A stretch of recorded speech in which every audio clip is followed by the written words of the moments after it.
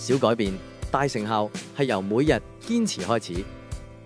已經開始食肝腎力嘅話，最緊要就係唔好食下停下，關鍵唔係食咗幾多日，而係有冇一個穩定嘅節奏。不妨留意幾個日常易觀察嘅指標，精神、體力、食慾同埋小便嘅頻率同狀態，會令你更容易跟到規律，保持動力，維持節奏。日本製肝腎力結合日本漢方智慧加現代科研技術，可用作日常保健一部分，支持肝腎健康同整體健康。